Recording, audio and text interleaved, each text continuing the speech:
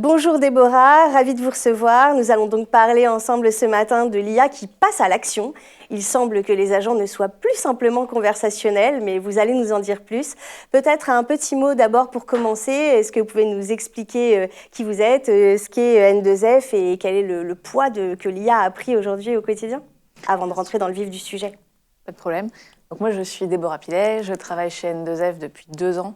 Je suis responsable du produit dans cette entreprise. C'est une entreprise qui a 10 ans, qui, comme son nom l'indique, N2F fait de la note de frais, mais qui s'est étendue sur d'autres secteurs. On a lancé la carte de paiement et on a lancé la gestion de la facture fournisseur et de la demande d'achat depuis 2-3 ans. Très bien. Donc on est un peu plus large et on gère tout le spend management de nos clients. Parfait. Alors, il y a encore 2 ans, l'IA était principalement utilisée comme un assistant capable de formuler des préconisations. Et ce que vous venez nous dire aussi ce matin, c'est que les choses ont quand même beaucoup changé ces derniers mois. On ne se contente plus de lui poser des questions et de lui demander des conseils? On continue, mais on peut aller beaucoup plus loin. Et je pense qu'effectivement, depuis 6 mois, la révolution des agents a pris le pas. Et donc, en préparant l'émission, moi, je me suis amusée à aller regarder les projets qu'on avait à développer il y a 2 ans et aujourd'hui. Et clairement, on a un champ des possibles qui est plus large. Il y a 2 ans, on réfléchissait à, comme on savait que l'intelligence artificielle était bien capable de générer du contenu, d'analyser ces contenus et de faire des recommandations, on avait des idées qui ressemblaient à, nous, notre donnée analysée, c'est les dépenses. On met de l'intelligence artificielle sur ces dépenses. Et cette intelligence artificielle, elle est capable de faire des dashboards pour expliquer les tendances, de manière hebdomadaire, mensuelle, etc. Ou alors d'échanger avec un prompt pour poser des questions ponctuelles. Quel service dépense le plus de frais? Est-ce qu'il y a un salarié qui dérape? À quelle fréquence? Enfin, des questions très ponctuelles qui mettaient du temps à aller chercher juste en naviguant à travers l'outil et qui sont maintenant extrêmement faciles à trouver. Des cas du type chatbot pour poser des questions. Je suis perdue dans l'application, aidez-moi. Aujourd'hui, on est sur une intelligence artificielle qui va prendre la main, qui va potentiellement exécuter des tâches. Pas toutes les tâches. On sent encore une défiance de nos utilisateurs dessus. Mais là, on est en train de développer un module de budget. Et donc, on réfléchit à un agent qui est capable, en fonction du dérapage du budget, de prendre la main et de manière plus ou moins intrusive et plus ou moins radicale. Ça peut être, je prends la main pour écrire un mail extrêmement factuel à la personne responsable du budget pour lui dire ça fait une fois que tu dérapes, explique-moi pourquoi, voilà les faits. Mais si ça fait 3 fois, on va peut-être pas avoir le même message et ce mail, il peut être envoyé automatiquement. Donc les équipes finances n'ont plus rien à faire. Ou alors... ça fait 3 fois que ça dérape, je vous propose un nouveau workflow et potentiellement le système est capable de l'imposer lui-même parce qu'il pense que c'est pertinent. On n'y est pas, mais c'est le type d'évolution qu'on est capable de faire avec les agents, effectivement.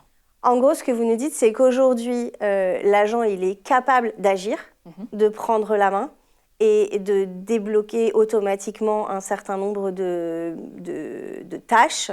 Mais que tout ça reste évidemment décidé en amont, cadré en amont, mais qu'il y a quand même aussi une maturité qui est suffisante chez les entreprises qui ont déjà testé le côté conversationnel, les avantages que ça pouvait avoir en termes de gestion de l'information, de réflexion, etc. Et qu'aujourd'hui, elles en arrivent à un point où, oui, vous êtes en capacité de vous poser la question à minima de est-ce que maintenant, on ne la laisserait pas prendre la main sur telle ou telle question? Nous, on a fait récemment une étude auprès de nos clients pour savoir où ils en étaient là-dessus. Et ce qui ressort, c'est que prendre la main, on n'y est pas. Parce qu'il y a cette question de, on a besoin que ce soit... Il y a 2 choses. Il y a un frein sur la fiabilité et la sécurité. 30% en gros remonte ce frein dans notre étude. Et il y a un frein autour de je suis encore utile. Et qui remonte dans 20 à 30% des cas aussi. Donc les 2 freins qui, je pense, aujourd'hui freinent un peu au passage à l'agent. Mais à terme, si on trouve les bons usages fiables qui permettent de faire gagner du temps aux équipes, je pense que ça peut radicalement changer la donne. Oui, puis c'est des chiffres qui ne sont pas si hauts non plus, finalement, puisque ça signifie aussi que chez certains, il n'y a pas de frein. Il y a d'autres freins, Oui, mais c'est ceux qui ressortent le plus. Pas si bloquants. Ouais. Ok. Vous expliquez que l'IA est désormais capable de se connecter à différents outils et environnements pour exécuter des actions. Donc, concrètement, qu'est-ce que ça signifie? Je vous rappelle qu'on est sur une population, on en avait parlé précédemment, à qui on a beaucoup vendu des API qui allaient magnifiquement connecter tous les outils qu'ils utilisaient pour faire une seule et même interface magique qui n'a jamais fonctionné. Est-ce qu'aujourd'hui, l'IA est vraiment capable de casser les silos et d'aller se connecter aux différents outils et environnements pour en faire une expérience fluide? On y arrive, parce que la deuxième révolution du moment au-delà des agences, c'est effectivement le développement de l'équivalent de l'API entre les outils qui s'appelle le MCP pour l'intelligence artificielle. Et aujourd'hui, c'est quelque chose le MCP, c'est un standard qui permet effectivement de se connecter à toutes les intelligences artificielles simplement. Et en ayant ce standard, on est capable d'imaginer des cas d'usage, je vais vous en donner un, qui permettent de traverser les outils avec l'intelligence artificielle. Pardon, mais avant de rentrer dans le cas d'usage, ça signifie quoi? Ça signifie que moi qui développe mon site, quel qu'il soit, de réservation d'hôtel, peu importe, je dois m'être astreint à ce standard pour que l'IA puisse venir parler avec mon site? Exactement. Ou est-ce que c'est l'IA qui... Oui, c'est dans ce sens-là? En fait, c'est comme quand vous développez un outil si je devais faire le parallèle avec les prises USB, quand vous développez un outil qui doit se charger, vous avez la prise USB, c'est un standard. C'est la même chose. Nous, il faut on est en train de développer notre MCP qui va nous permettre de nous connecter à l'IA.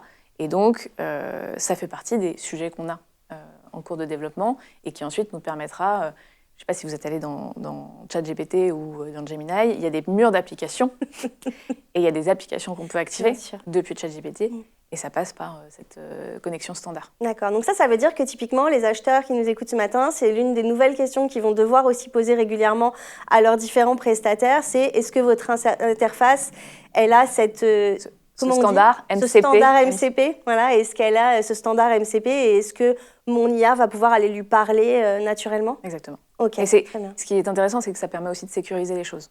Okay. C'est un standard qui permet de la connexion et une connexion sécurisée. Très bien. Vous nous parliez de cas concrets. Oui, en imaginant, en allant plus loin, grâce à ces MCP, nous, on imagine un cas qui n'est pas forcément le cas préféré de nos utilisateurs. Donc, on travaille beaucoup avec eux.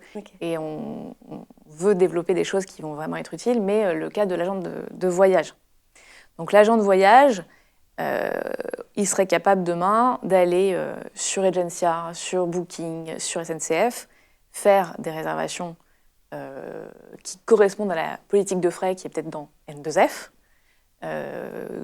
qui ne dépasse pas un certain montant et qui des critères en qui fonction sont de qui je suis aussi, de ma fonction. Exactement, et en fonction des règles de l'entreprise, qui sont spécifiques à chaque entreprise.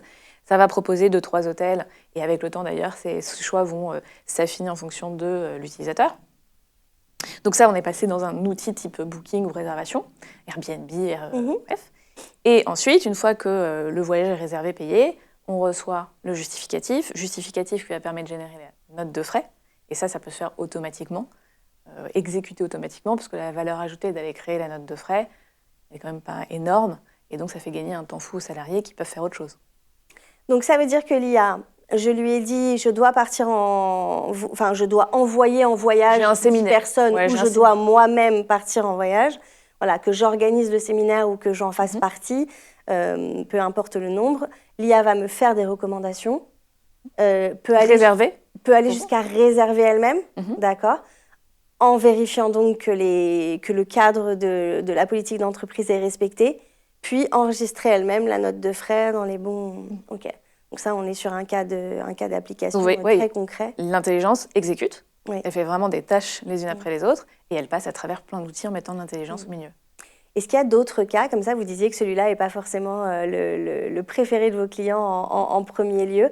Est-ce qu'il y a d'autres cas comme ça qui pourraient nous inspirer sur l'usage que l'on pourrait faire d'agents IA? Alors les agents, ce n'est pas encore ce qu'il y a de préféré de manière générale, parce que justement, on lâche la main.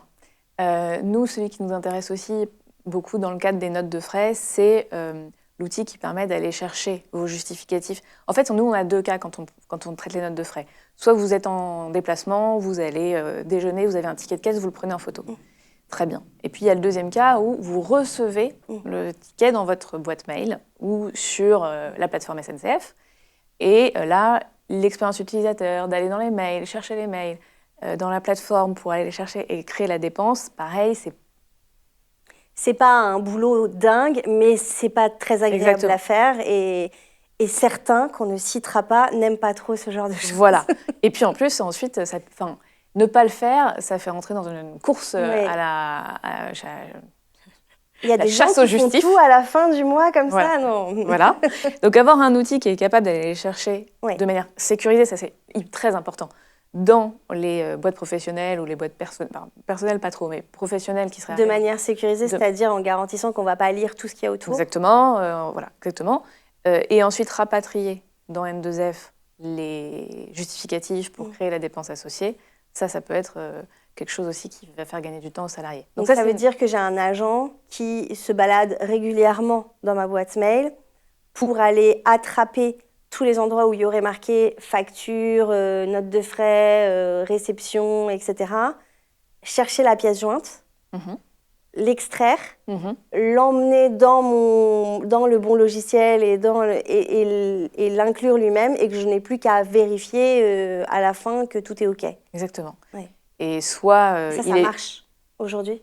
On est en test. On est plus très... Ouais. On est en test, mais ça nécessite aussi... Enfin, ça, c'est un premier usage, mais ça peut être aussi déclenché par l'utilisateur qui sait qu'il vient de faire qu'il a une note de taxi à passer, va chercher la note Uber ou la note G7 dans ma boîte mail que je viens de recevoir ou dans la plateforme G7 et rapatrie là. Oui, dans les plateformes aussi, ça peut fonctionner. Ouais. Okay, très bien. S'ils ont des connecteurs. Oui, bien sûr. C'est important, rappelons-le. Très bien, ce changement de dimension de l'IA suppose aussi des choix structurants du côté du marché. On peut se demander à qui va incomber le coût de l'innovation aussi. Est-ce que chaque acteur va développer sa propre IA? Est-ce que c'est plutôt aux entreprises clientes et aux directions achats de développer les leurs? Comment est-ce que vous voyez les choses évoluer dans les mois à venir? Alors nous, ce à quoi on est très vigilants, c'est que, comme vous le dites, c'est des vagues de révolutions successives de l'IA qui, si on fonce sans réfléchir, nécessitent qu'on investisse massivement et potentiellement à perte, parce que ce qui était vrai il y a 2 ans est plus vrai, est plus aussi d'actualité qu'aujourd'hui. Et donc, faut faire attention. On a eu l'IA générative, ensuite qui analyse, qui fait des recos. Là, on a l'IA qui est capable de faire des agents. Nous, la question qu'on se pose aujourd'hui, en termes d'investissement et d'évolution, alors marché, en tout cas des usages, c'est est-ce que l'intelligence, les commandes, elles vont être faites depuis les logiciels, type dans N2F, ou est-ce que les commandes, elles vont se faire dans les outils d'intelligence artificielle comme ChatGPT, Gemini ou ce genre de choses. Si je prends l'exemple de l'agent de voyage dont je parlais tout à l'heure, on peut imaginer 2 scénarios qui vont aboutir à la même chose pour le salarié, mais qui sont envoyés de 2 sources différentes. Premier cas, je suis dans N2F, j'ai un espace, Travel, dans lequel je peux faire une demande de réservation de voyage, ce qu'on a expliqué tout à l'heure. Et donc, ça va se faire au sein de l'outil N2F qui va se connecter à l'intelligence artificielle, à Booking, à Airbnb, etc. Ça demande beaucoup d'investissement pour les logiciels, pour les éditeurs, pour nous. Oui. Le deuxième usage, c'est, en fait, ChatGPT ou l'outil que j'ai à disposition est déployé massivement dans ma boîte. Et je dois juste parler sa langue, avoir les bons connecteurs. Je dois parler sa langue, ça doit être déployé de manière sécurisée dans ma boîte. Et surtout, je l'ai toujours ouvert, en fait. Enfin, je ne sais pas moi, aujourd'hui, j'en suis arrivée à un stade où ChatGPT, c'est mon assistant, c'est mon stagiaire. Souvent, je dis mais il est toujours ouvert sur mon ordinateur. Et donc, le réflexe de dire, en fait, quand je vais avoir des tâches comme ça, je vais naturellement aller dans le ChatGPT, parce que je sais qu'il est connecté à tous les systèmes et qu'il va pouvoir faire la même chose que ce que je pourrais faire dans N2F, c'est une vraie question. Et en termes d'investissement pour nous, dans un cas, ça veut dire créer les bons connecteurs, créer les bons connecteurs de cas.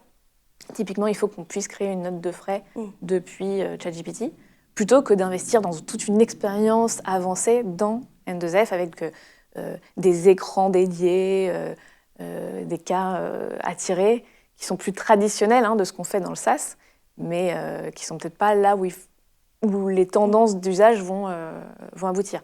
Je pense qu'à la fin, ce sera un mix des deux. Mais il faut bien choisir les cas où on va rester dans l'outil et qui méritent de l'investissement dans l'outil. Très bien. Merci beaucoup Déborah pour cet éclairage sur cette nouvelle étape finalement de l'IA que l'on voit observer et que certains dont vous défrichent, donc ce passage à un IA qui agit, un agent, un IA agentique comme vous le disiez.